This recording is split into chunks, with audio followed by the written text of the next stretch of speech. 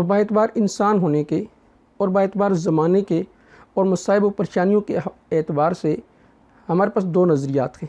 ایک نظریہ وہ ہے جو ہمیں کتاب و سنت نے دیا ہے، اور دوسرا نظریہ وہ ہے جو محمد علی مرزا صاحب کے آوارہ ذہن کی پیداوار ہے۔ اب آپ نے ان دونوں نظریات کا جائزہ لینا ہے کہ ایک طرف کتاب و سنت کا نظریہ اور پوری امت کو اس بات پر اتفاق، اور ایک طرف محمد علی مرزا صاحب کے آوارہ ذہن کی پیداوار۔ سب سے پہلے آپ یہ سمجھیں کہ کتاب و سنت نے ہمیں مصائب و پریشانیوں کے اعتبار سے باعتبار زمانے کے کیا نظریہ دیا ہے۔ امام ترمذی رحمہ اللہ تعالی نے کتاب الزہد کے اندر ایک باب باندھا ہے کہ باب ما جاء فی الصبر علی البلاء، اس میں حدیث نقل کی، حدیث نمبر 2398، اور سعد رضی اللہ تعالیٰ عنہ کی حدیث لے کر آئے ہیں، اور سعد رضی اللہ تعالیٰ فرماتے ہیں کہ قلت یا رسول اللہ، میں نے نبی اکرم صلی اللہ علیہ وسلم سے کہا کہ ای الناس اشد بلاء، کہ لوگوں میں سے سب سے زیادہ کس کو مصائب و پریشانیوں کا سامنا کرنا پڑا ہے؟ تو سرکار دو عالم صلی اللہ علیہ وسلم نے فرمایا الانبیاء ثم الامثل فالامثل، انبیاء کو، پھر ان کی مثل، پھر ان کی مثل۔ اب اسی حدیث کو ابو عبداللہ محمد بن یزید نے اپنی کتاب سنن ابن ماجہ میں نقل کیا، اور باب باندھا ہے کتاب الفتن، اور اس کے اوپر باب باندھا ہے کہ باب الصبر علی البلاء، اور حدیث لے کر آئے ہیں حدیث نمبر 4027 اور 28۔ پھر امام بخاری رحمہ اللہ تعالی نے امام ترمذی رحمہ اللہ تعالی کی نقل کردہ جو روایت ہے، اسی حدیث کے ٹکڑے سے استدلال کی اور باب باندھا ہے، اور حدیث نمبر ہے 5648۔ اس کے اوپر باب جو باندھا کتاب المرضى کے اندر کہ باب اشد الناس بلاء الانبیاء ثم الامثل فالامثل۔ اور امام ترمذی رحمہ اللہ تعالی اس حدیث کو نقل کرنے کے بعد یہ بھی فرماتے ہیں کہ ھذا حدیث حسن صحیح۔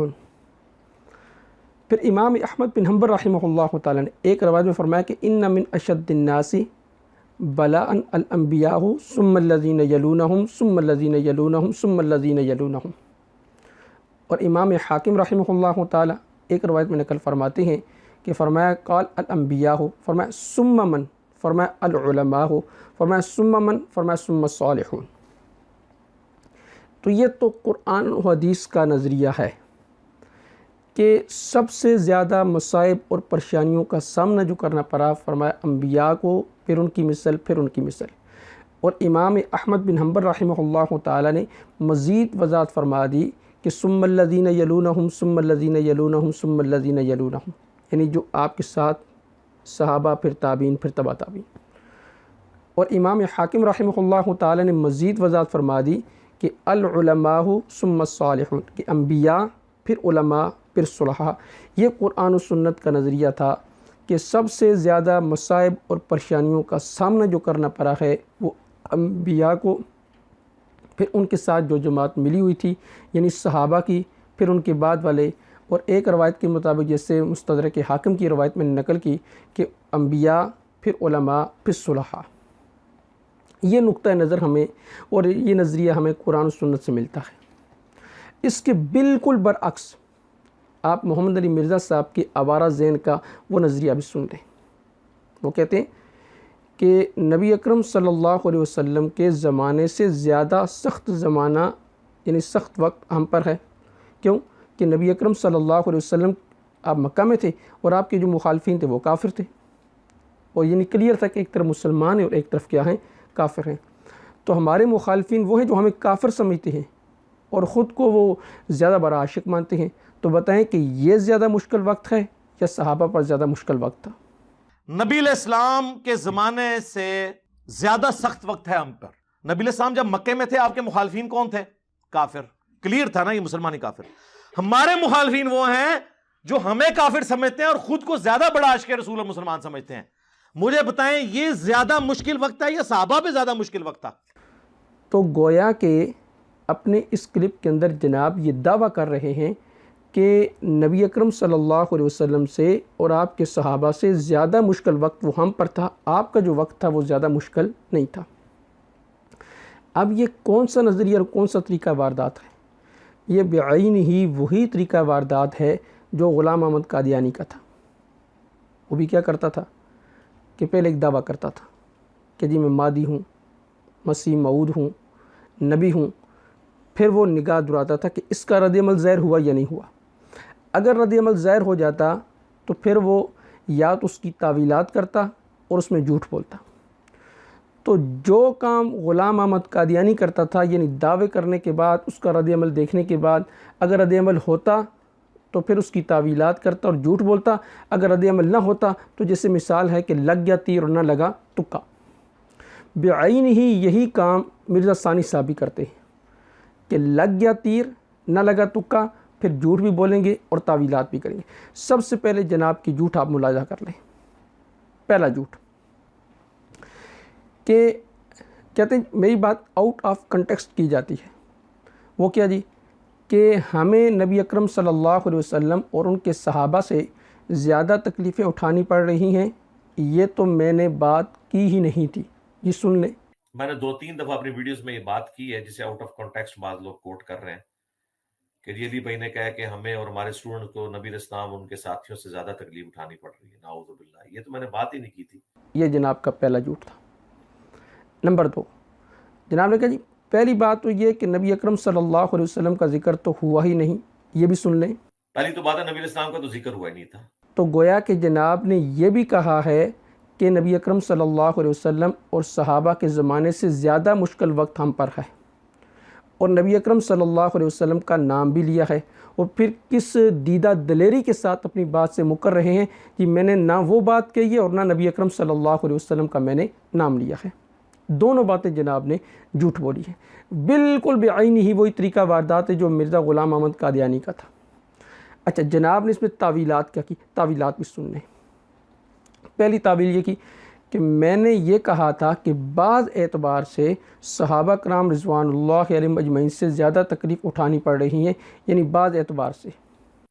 میں نے یہ کہا تھا کہ ہمارے اسٹوڈنٹس کو بعض اعتبار سے صحابہ کرام علیہم رضوان سے زیادہ تکلیف اٹھانی پڑ رہی ہے، بعض اعتبار سے۔ جی وہ بعض اعتبار کیا ہے؟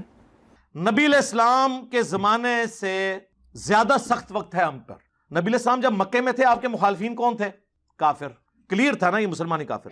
ہمارے مخالفین وہ ہیں جو ہمیں کافر سمجھتے ہیں اور خود کو زیادہ بڑا عاشق رسول اور مسلمان سمجھتے ہیں۔ مجھے بتائیں یہ زیادہ مشکل وقت تھا یا صحابہ پہ زیادہ مشکل وقت تھا؟ آپ نے پورا کلپ سنا، پورے کلپ میں سے مجھے کہیں سے یہ بعض کا لفظ نکال کے دکھا دیں کہ کہاں پر انہوں نے بعض کا لفظ کہا ہے۔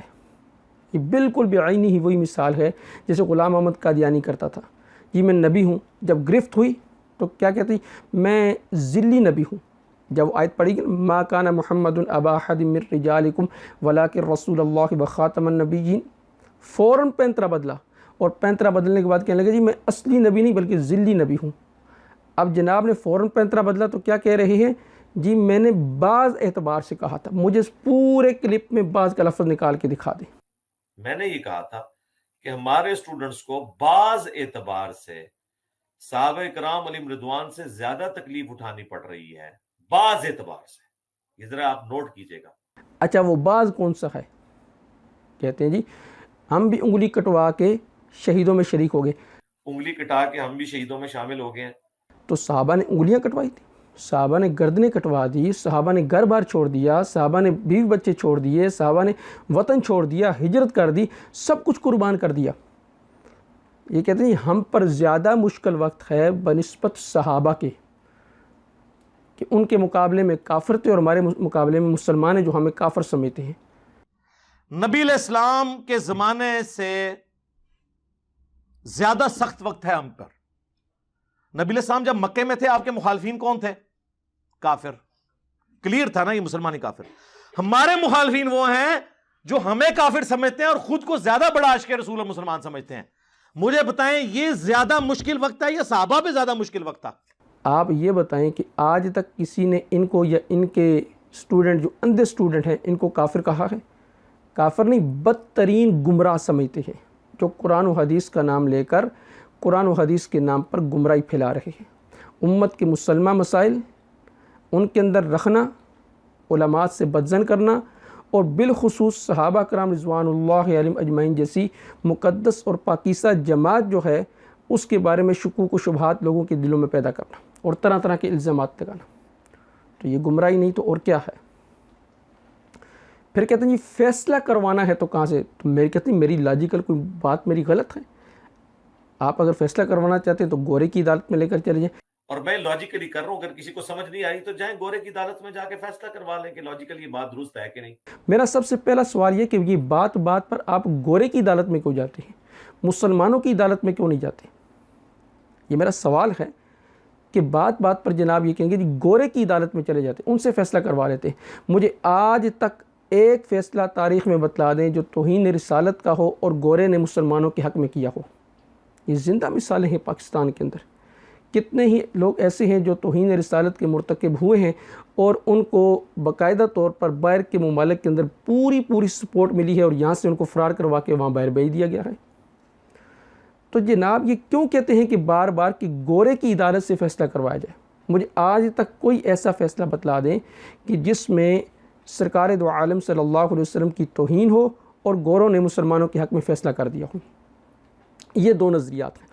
ایک نظریہ قرآن و سنت ہے کہ سب سے زیادہ مصائب اور پریشانیوں کا سامنا جو کرنا پڑا صحابہ کو، نبی اکرم صلی اللہ علیہ وسلم کو، پھر صحابہ کو، پھر ان کے ساتھ جو جماعت ملی ہوئی تھی، اور مستدرک حاکم کی روایت کے مطابق انبیاء کو، پھر علماء کو، اور پھر صالحین کو۔ اور جناب کے نظریے کے مطابق کہ سب سے مشکل ترین جو وقت ہے وہ ان پر اور ان کے اسٹوڈنٹ پر ہے، نبی اکرم صلی اللہ علیہ وسلم سے اور آپ کے صحابہ سے بھی زیادہ۔